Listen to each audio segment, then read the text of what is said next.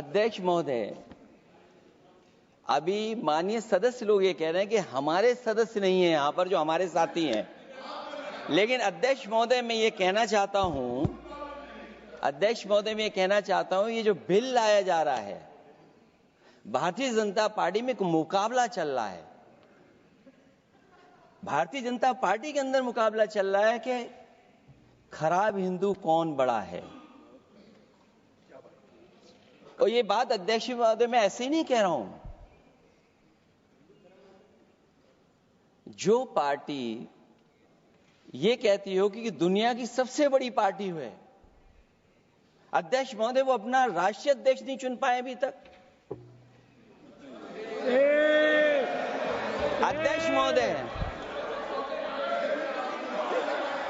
अध्यक्ष महोदय भारतीय जनता पार्टी क्या है?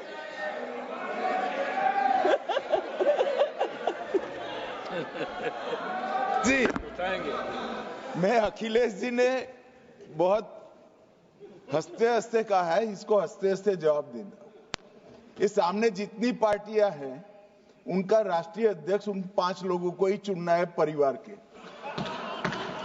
हमें माननीय अध्यक्ष जी करोड़ों सदस्यों में से 12-13 करोड़ सदस्य प्रक्रिया कर कर चुनना है तो देर लगती है। आपके यहां जरा भी देर नहीं लगेगी।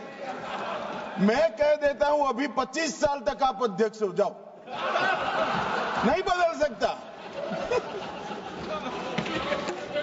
अध्यक्ष महोदय, क्योंकि जो बात निकल के आई है वो मैं फिर आगे बढ़ा दूं।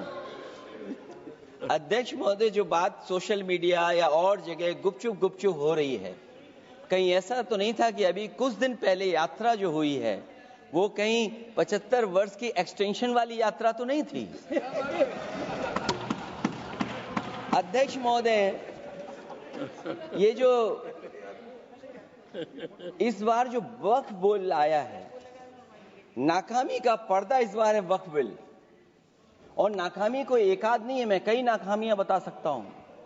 अभी मैं माननीय सदस्यों को सुन रहा था, वो पुराने कई बिल उनके बारे में चर्चा कर रहे थे कि कितने प्रोग्रेसिव बिल लेकर के आए हैं।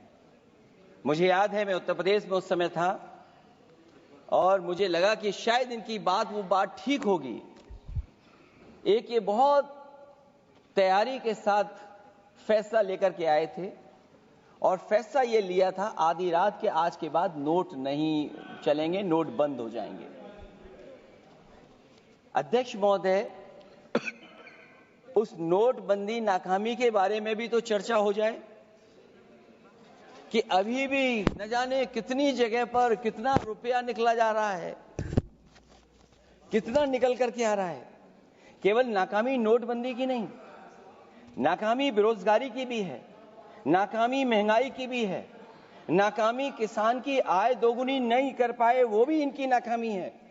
मुझे याद है एक माननीय मंत्री जी पूरे देश की नदियों के बारे में बीओडी बता रहे थे, लेकिन माननीय मंत्री जी ये भूल गए कि उनके शहर में, उनके क्षेत्र की जो नदी है उसकी बीओडी क्या है। गंगा क्या साफ हो गई, यमुना क्या साफ हो गई, स्मार्ट सिटी क्या बन गई, क्या गोद लिए हुए गांव इन्होंने गोद से उतार दिए, उनकी क्या दुर्दशा है। इसलिए मैं कहना चाहता हूं, ये नाकामी का पर्दा इस बार वक्फ बिल बना है। और सबसे बड़ी बात तो यह है कि जिसके लिए फैसला होना है उसकी बात को अहमियत न देना भी नाइंसाफी है। अध्यक्ष महोदय, नाकामी केवल यहां तक नहीं है। और भारतीय जनता पार्टी क्या है, मैं केवल एक पुरानी घटना याद करता हूं।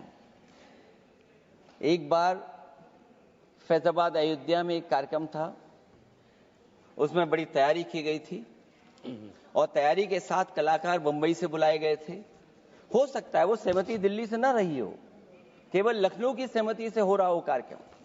और जब कार्यक्रम की पूरी तैयारी हो गई, भगवान श्री राम बनकर के कोई आ गया, लक्ष्मण बनकर के कोई आ गया, मां सीता भी बनकर के कोई आ गया, हनुमान जी, और भगवान हनुमान भी बनकर के कोई आ गया।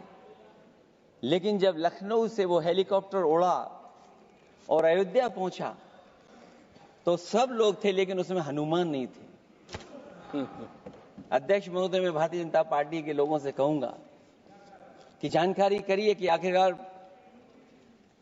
भगवान श्री राम थे, लक्ष्मण थे, सीता थी, लेकिन हनुमान क्यों नहीं थे?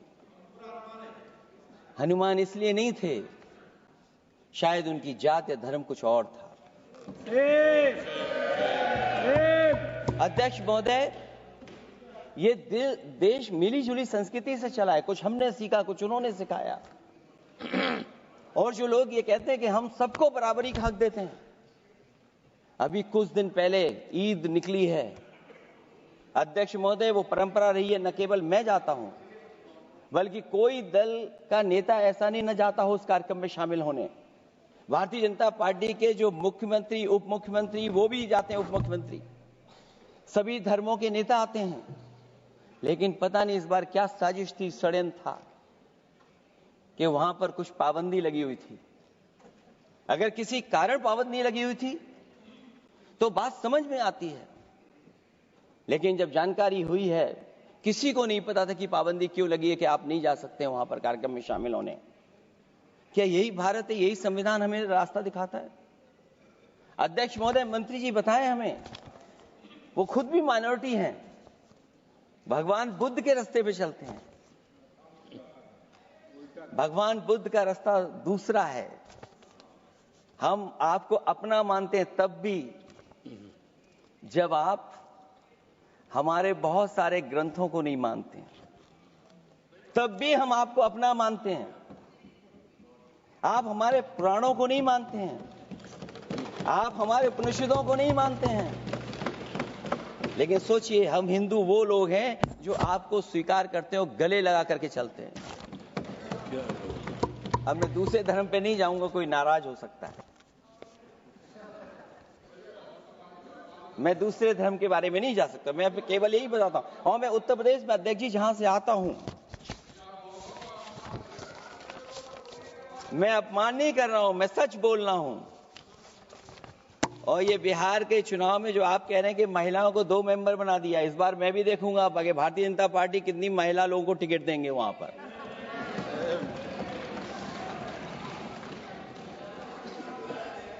अध्यक्ष महोदय, भाजपा जब भी कोई नया बिल लाती है तो वो अपनी नाकामी छुपाती है। भाजपा वाले मुसलमान भाइयों की वक्फ की जमीन चिन्हित करने की बात कर रहे हैं, जिससे महाकुंभ में जो हिंदू मारे गए हैं या खो गए हैं, उनको चिन्हित करने की बात पर पर्दा पड़ जाए। अध्यक्ष महोदय, मुझे खुशी इस बात की कि हमारा धर्म,